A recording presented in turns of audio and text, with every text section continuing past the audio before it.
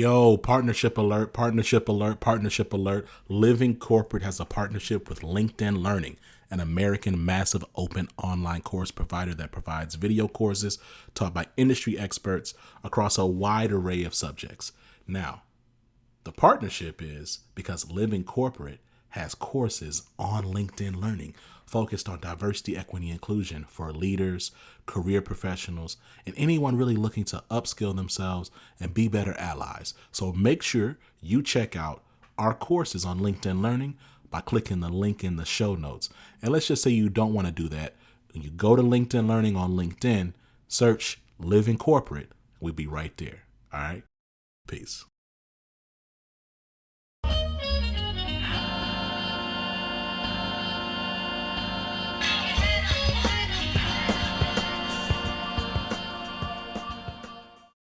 What's up, y'all? It's Zach with Living Corporate, and Black women, man. Like, thank y'all. I think I shout y'all out from time to time, but not enough. I want to just say I appreciate you. I see you. You're valued. The way that I try to, people say that all the time, right? Like, I see you, I stand with you. The way that I really try to say, the way I try to see Black women is by centering and amplifying them at Living Corporate. And I'm really excited about this conversation that I had with Y-Vonne Hutchinson, who is an author, an educator, a speaker, a public servant, and an entrepreneur, a founder. She does all types of things. But we talk actually in this interview about her latest book, How to Talk to Your Manager About Race. And we talk about the politics and the sentiment of navigating white spaces to advocate for yourself. And so I'm not going to spill too much tea because I'm about to get into the interview, but I just want to, again, shout out Y-Vonne. I want to thank Black women. Thank you for all the things that you're doing. Thank you for all the blessings that y'all have given me personally. All right, I'm going to be selfish to say thank you from me. All right. But listen, before we get into this interview with Y-Vonne, we're going to go ahead and tap in with Tristan. See you in a second.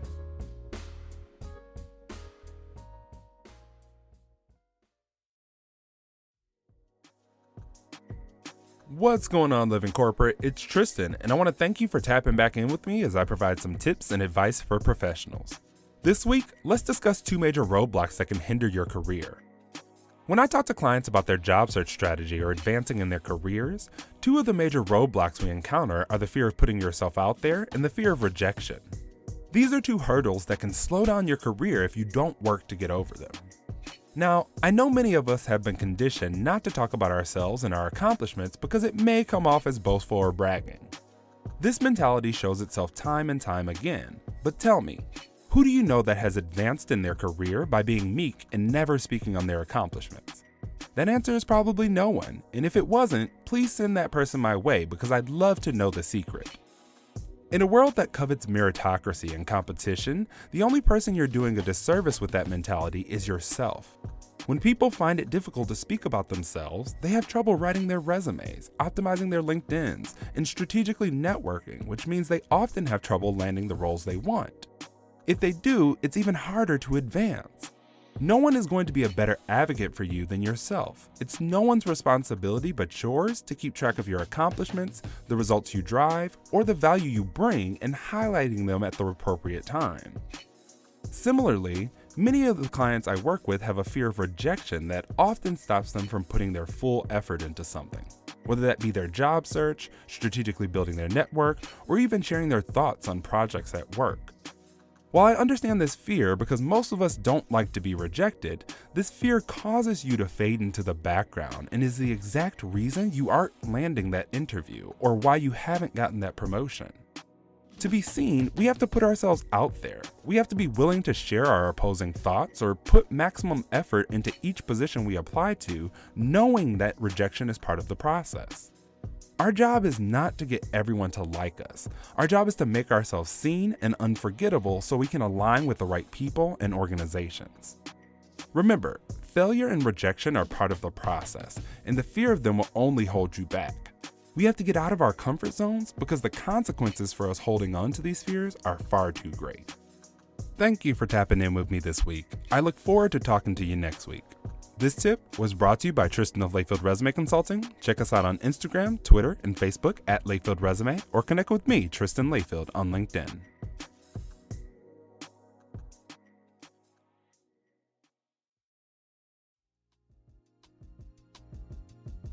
Y-Vonne, welcome back to the show. How you doing? I'm great. How are you? You know what? I am tired, dog. Look, I didn't want to start with I was tired, but Let's be I am also honest. tired. Yeah, I let's am be well. honest. You know Yeah, what well, I'm we saying? both have like young kids too, right? So we are tired, deep in our bones tired, This right? 2-year-old dog is just it's What wild outside. that 2-year-old life is not it's unanticipated is how I would describe it. It is It's a lot it's going really on. yeah, it's a Yeah, lot going on. A lot of running, a lot of screaming. yeah. Yes. I'll be Yeah. like, you ask them to do something, they look at you and they do the opposite of what you ask. It's just While like smiling, I don't know if smiling. you're. Yeah. Yeah. Or and like, it's interesting, like Emery, so we're in this new thing where all of a sudden she just woke up and she could just start saying everybody's names. It's like she can say all of her grandparents' names, and so then we're like, oh, this is great. It's like, can you say? And I'll be like, oh, can you say daddy? And she'll go, and just look at you. Like after saying it for days, she goes, I don't know. Can I I? don't feel performing right now. I don't feel like it. There's Sorry. something refreshing also about that. I'm like, okay, what can I learn from that? But anyway, listen, I'm really excited. First of all, I feel like you're a friend of the show. Been on several times, you know what I mean, over the years. Everything was great. And you got this book, How to Talk to Your Boss About Race. Speaking of without getting shut down. Okay, so let me just start with this. Why the hell are we having to talk to our bosses about race in the first place? Answer me this. Riddle me this. We always have to talk about race. I think, as Black people, we grow up and we have these conversations early on. I don't know about you, the first conversation I had about race, I was probably like 4 or 5. And I talk about in the book how the moment when I learned I was Black. And the continual moments of being reminded that I am Black, right? We are constantly having conversations about race, but particularly if your boss is white, if your boss is not a person of color, they have been insulated from those conversations. They've not had those conversations. And like it or not, race comes up at work. I also say this in the book that in a lot of ways, the workplace sits at an intersection of quite a few racist systems where we live, our education system, the opportunities we get, and the workplace has historically always been racist. We've always been, like our identities have always determined the kind of work we're able to give, which in turn determines our value, right? So if you look at who's expected to be successful, if you were to look at how Black people were brought into this country, how Asian people, Chinese people were brought into this country, a lot of it is tied in with our labor histories. So it's a conversation we can't avoid. And chances are the person who has power in our organization is also insulated and doesn't have the practice of having the conversation themselves. So quite often the burden will fall on us. And I'm going to tell you, it's interesting because there's so many situations, to your point, like in my career that come up and I'm just like, man, like this is really racist. Like the way that I'm being treated or being exploited, or, you look up and you see your idea straight plagiarized. Yeah. And you're talking, and you want to talk to somebody about it, and it's tough, right? Because it's like, Yeah. it's almost like sometimes it's almost like trying to explain, like, how do you explain color to someone who can't see? Yeah. And I would argue that's intentional. Mm, Right? That is by design. That is hard for us to articulate the feelings that we get, the microaggressions, the overt aggressions, the impact that it has on us and why it's harmful. I talk a lot in the book about how racism is designed to waste our time, to keep us in our heads, to make us doubt ourselves, make us think about what we're seeing as real. And then you add on to that this element of plausible deniability and how most workplaces aren't going to be overtly racist because they could get sued. I mean, unless, some tech companies still do it. But for the most part, it's going to be covert and in a lot of ways it's just designed to make you doubt yourself, what you see, and stick with the intent of the other person or the intent of the system that's doing you harm. Man, and shout out to the late great Toni Morrison, because she talked about that too. Like the function, like this Mm-hmm. quote: "Function a very Mm-hmm. serious function of racism is distraction. It keeps you from doing your work. It has you Yeah. over Yep. explaining That's yourself, right. blah blah blah." And then practically speaking, if you're somebody like me, like when I start seeing the shenanigans, it wastes my time because I start documenting everything. So Yeah. I just remember like when I was in consulting, let's say like, I'm gonna spend 10 hours working, I'm gonna spend another 4 hours documenting all of my exchanges and Yes. Right. interactions and everything, so Yeah. that when the shit inevitably hits the fan, I can go, You have your. nope, Yeah. you know what I'm saying? Yeah. Here's all my paperwork. So I hear Yeah. you on that. Yeah, and it's not just that, it's also the cognitive load of your brain either figuring out how to navigate and avoid racism or process the racism you're experiencing. You know what I mean? So not only you wasting time writing it down, but you're also not as effective because you have to navigate the shit all the time. Man, I remember when I submitted my resignation when I was working at PwC, like, so I sent two resignation emails. Like one I sent to Tim Ryan, the CEO, and then the other one I sent to like all of like the direct supervisors, because in consulting it's different. You don't just have one, you have like a family of overseers, if you will. And so anyway, I remember I talked about the fact that like, most people have a job of like, they just have to manage their work, but like black and brown people have to manage their work and white sensitivities and Mhm. egos in a way Mhm. that your average Mhm. white or majority member just doesn't, right? And it's interesting, Mhm. like to your point around like mental weight, Yeah. and it's like because I remember seeing people, like seeing white people who were doing great, like they were doing great work. Like I'm not No. trying to, Yeah. like this Yeah. narrative of like white mediocrity is real, but like there are also people who are, but it's like also I'm like, oh, wow, look how much freer they're able just to like Yeah. focus on the work, because Yeah. they're not always on guard trying to feel Yeah. like they have to take care and protect themselves. That's right. That's right. That's right. So let me ask you this then, like as we talk about just like in the idea of engaging and talking to your boss about race and standing up Mhm. without getting shut down, like what do you say to like the folks who are genuinely terrified of raising their voice in fear of Mhm. retribution? What offer or support does the book provide, or wisdom does the book provide in that regard? Because there's so much of white supremacy, especially in like the working context, it's shown through violence, and violence is not just Mm. physical, but like the taking away of benefits or the taking away of a job. And Mhm. in a Mhm. capitalistic context, Mhm. not having a job is not having a livelihood. You Mhm. can't Mhm. survive. So what Mhm. does it look like? How do you work through the fear? Yeah, in some ways, this book is a Trojan horse. The How to Have a Conversation is actually a little bit of like a switcheroo, I would say, because it's a lot about action. So, like, how do you think about as an individual acting in a system that may be racist, right?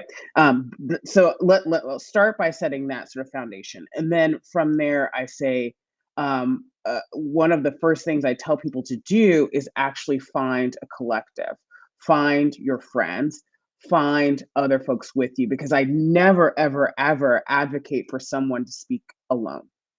Particularly if you're a person of color, because those fears of being signaled, target, retaliated against are valid. That there's a high likelihood that that can happen to you. It has happened to me, and I don't beat around that bush in the book. I think you're much better set up to navigate those risks if number one, you're acting as part of a group of people. And number two, you actually have more people with more privilege acting on your behalf or in some way serving as shields and allies for you in this context. Ideally, even if you're having a one on one conversation with your boss, this is happening in the context of broader work that isn't just about you. So you're not going to be that sort of tall poppy or the person that stands out that gets cut down, Yeah. because quite often, we black and brown people who advocate for ourselves and call out racism um, receive a disproportionate response than other folks that do. So that's the first thing I say, and then I give people tips to navigate fragility and backlash in the book as well. Yeah, I mean, it's that's powerful, and like there's so much about this space. So, it's interesting to your point around like building that group and that, those allies, because so often in this work, like just in this work, not even this work of like DEI work, but just like this work of working, Yeah. it's it can be isolating, right? Like Yeah. it's oftentimes you're one of the onlys in a space, right? Like I mean, Right.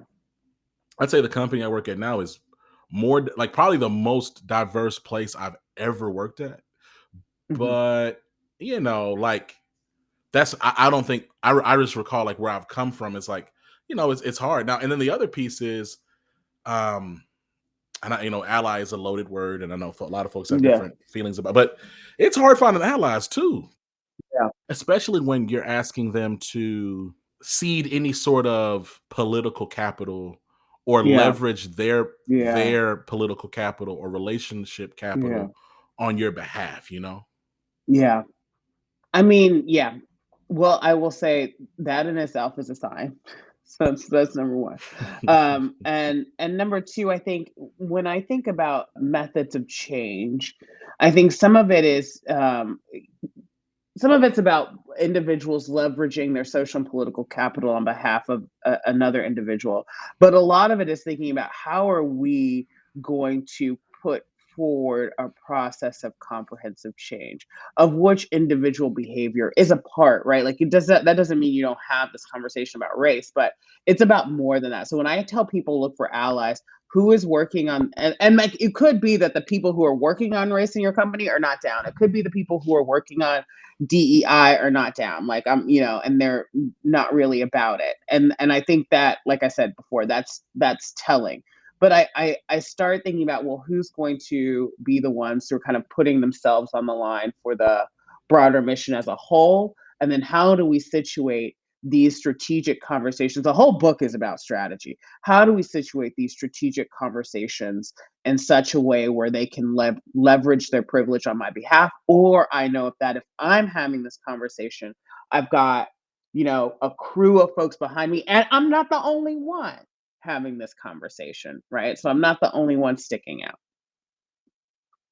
It's interesting. Like I'm curious, like just in the process of you writing the book itself, like where, if at all, were you challenged to put this together? Right? I've talked to so many different authors, and they talk about how like so much of like the book writing experience. Again, every experience is different, but like is almost like a bit of therapy for them, or like there's some like ahas that they discover like in the process of Yeah. writing. Like, what was that process like for you? Well, let me like set the stage about how this book came to be, because I don't know how I did it. So I got pregnant in October of 2019, which means in 2020 I was very pregnant. March 2020 is about 5 months pregnant when we went into lockdown. I don't know if you remember, but I mean, obviously we all remember George Floyd, but started happening in June. Yes. So I was about 8 months pregnant, Goodness gracious. and it escalated. And right around at month nine, because I was a little bit more than 8 months, right around month nine was when I signed the book deal. So in month eight, I was writing the book proposal during the sample chapters. I was bedridden at that time because my baby had grown so large that she was crushing my pelvis, and I could no longer walk without being in extreme pain. Oh my gosh.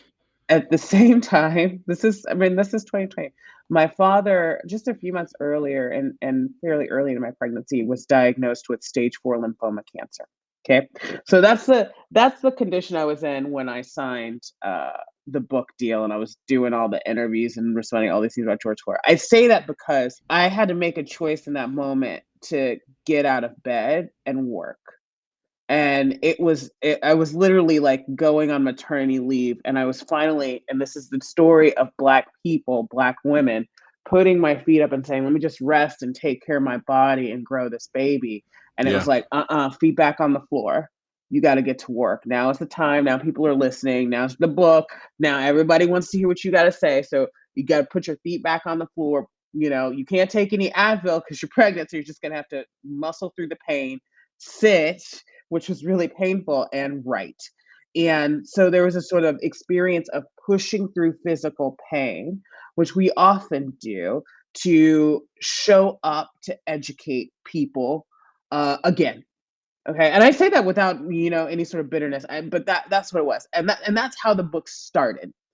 And uh, throughout writing the book, I gave birth to my baby very, very early on in the book. in chapter 10, I sort of go through all the things that happened. My sister died in the middle of writing the book. That's not to, and that doesn't account for all of the social and political upheaval that happened during the book writing. And then there layered underneath all of that, there was the personal experience, which is what you're asking about right now. So, Mm. navigating outward trauma. And for me, writing the book was a process. And I speak about this often in my talks of opening a wound, digging in there, inflaming it, navigating it, trying to figure out what made it, and then trying to close it up again and sew it up and get some closure before opening the next one. That was my Mm. experience of writing the book, right? So I'm thinking, I'm in a way, the stories that I tell in the book, and when I tell them in interviews, you can hear the emotion in my voice. They're not aha moments for me.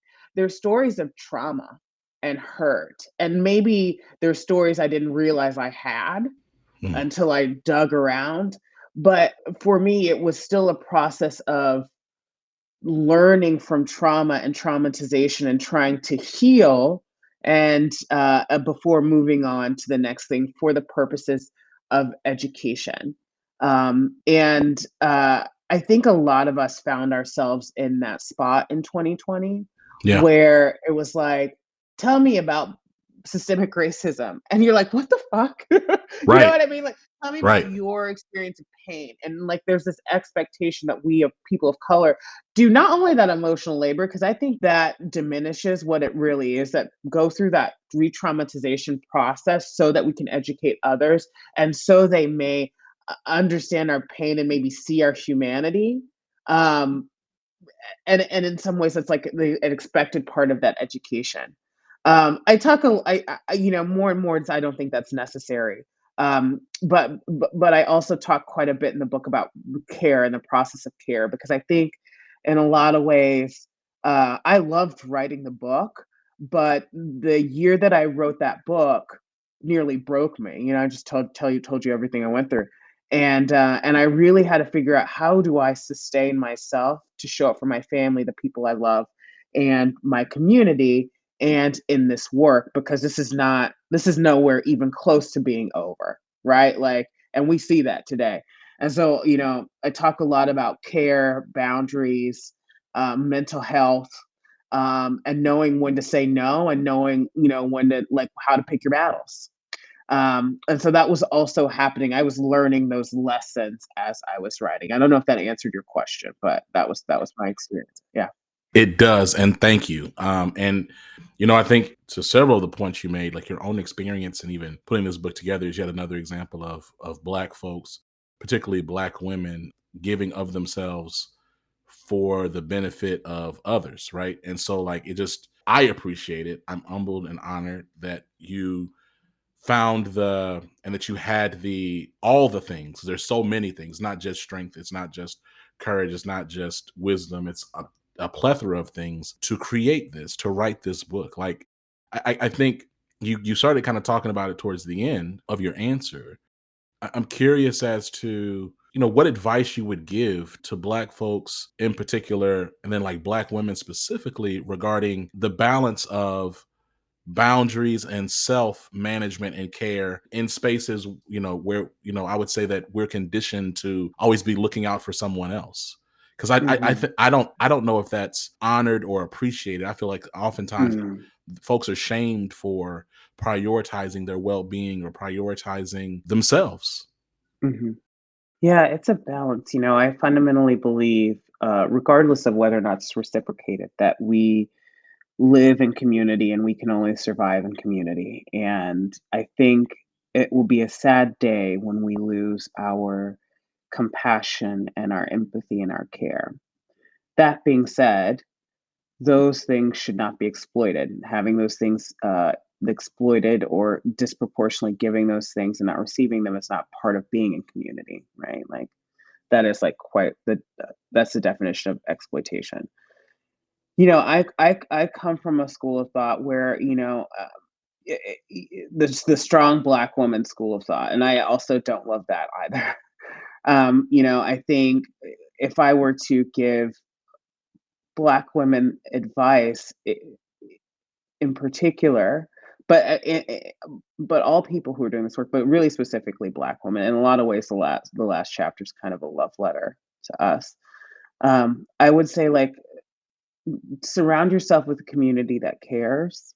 That community is probably not at your workplace. We're taught that work is where we're valued, where we excel, where we manifest, Black excellence and all that shit. But I think that in reality, we are manifested and we live our full selves and our full lives. Um, yeah, outside of work, yeah, sure, work is a part of it, but it's also our family, our friends, our community. If you go to church, your church. If you don't go to church, whatever practices that you have to build your community, like that's like really where the support is. And I really strongly believe in having those support systems and having people who look like you in them. Not to say that they shouldn't be diverse, they should, but I think it's also important to have people who have your shared experience and can offer that support and insight. I believe in mental health care. Therapy is super important as well, and getting that mental support where you need it. And I think when it comes to, and I'm going to answer your question now because I think we get strength from that outside stuff, so then we can set the boundaries inside of the office, right? It's really hard to set the boundaries in the office when the office is your life. When you Mm. wake up, log on, work all day, maybe take a break for dinner, or eat at your desk, and then go to sleep and do it all over again. You need all that other stuff to give you the strength to set the boundaries at work. But I think it's absolutely incumbent upon us to set boundaries. And in the book, I talk about the different ways we're often asked to do more and how to know when that's starting to veer into exploitation. Like, when are you doing somebody's job for free? Like this diversity work, ERG work, are you doing that in a way that's uncompensated and can be used against you in the future? Are you being set up for success? Are people investing in you like you're investing in people? Like and also, when do you say no? Because you can't say yes to everything. Understanding when you say no, and then understanding. I think this is the most important part of the book, when it's not for you. And I think that's hard in some ways. That maybe me saying that so flippantly comes from a place of privilege, but trust me, I have been unemployed. I have been on social insurance. Like, I have been scrambling and I have had that moment of fear when I have left a job in a toxic place. I didn't know where I was going to go. Um, but I think it's important to know when to leave, because a lot of times what happens is we pour into other people, we pour into these organizations, we pour and pour. Nobody pours into us, and then it ends badly anyways. Yeah. And you know what you mean? And now you got poor mental health. You haven't maintained your relationships. You're not, you're going to be scrambling for another job. Like, that's you feel disempowered. You know, I think that as hard as it is to walk away from a job that doesn't serve you, I think more and more it's important that we realize that we need to do that. And sometimes the biggest message we can send is by saying, I can't do this anymore. Oh, I just wanted to let that sit for a second. Yes, I love that, and thank you. I think stopping and walking away, I agree. Like, I definitely have done that in my career several times. And you're right. Like, you pour yourself into things and especially organizations. I think, like, we're taught to just work really hard, right? Work really hard and give more of ourselves than we should, because especially like in capitalism, just like culturally teaches that. Like, white supremacist cultures teach, like, oh, just like work yourself to the bone. Like, there's honor and valor and integrity in like overworking and overgiving. And then it still don't work out. Like, it still ends bad, right? Like, they don't, like, you're not rewarded the way you feel like you should be. You're not compensated. You're not hailed. Someone else gets the credit for it anyway. It's like, what did you do all that for? Mhm, mhm, mhm. You know what I mean? So I hear you. Well, Vaughn, this has been a dope conversation. We could keep on talking all day. I just want to thank you for coming to Living Corporate again. For those who have yet to check out, first of all, Ready Set. Ready Set is one of the world's leading diversity, equity, inclusion consulting firms. Ready Set is founded by Y-Vonne. We didn't really do all of that, but every listener's the first time. So I want to make sure that folks know about all the work that you're doing all over, because you're several things to several people. So again, want to first off shout out Ready Set, and then definitely also want to shout out the book, How to Talk About Race, Speaking Up Without Getting Shut Down.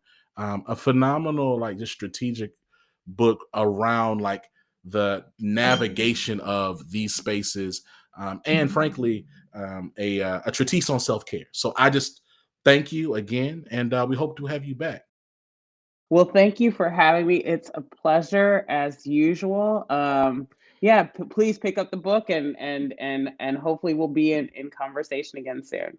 The link's in the show notes, y'all. So make sure if you haven't copped the book, click the link in the show notes and get it today. All right. Pull over, you know what I'm saying? Pull off to the side of the highway, put your blinkers on, put the hazards on, pick up the phone from your little console.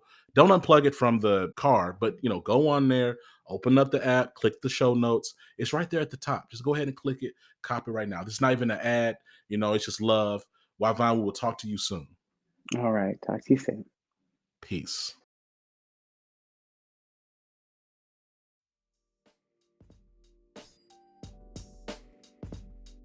And we're back again.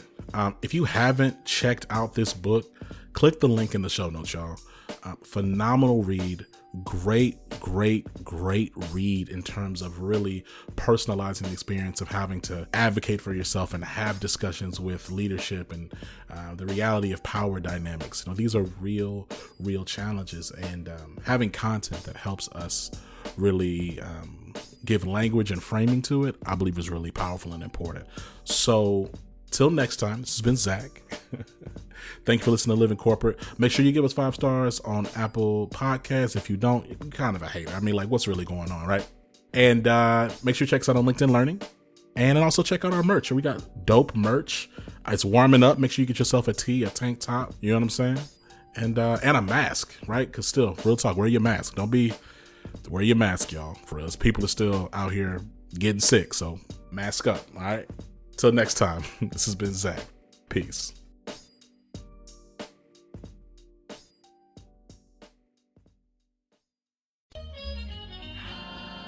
Living Corporate is a podcast by Living Corporate LLC. Our logo was designed by David Dawkins. Our theme music was produced by Ken Brown. Additional music production by Antoine Franklin for Musical Elevation. Post-production is handled by Jeremy Jackson. Got a topic suggestion? Email us at livingcorporatepodcast@gmail.com. You can find us online on Twitter, Facebook, Instagram, and living-corporate.com. Thanks for listening. Stay tuned.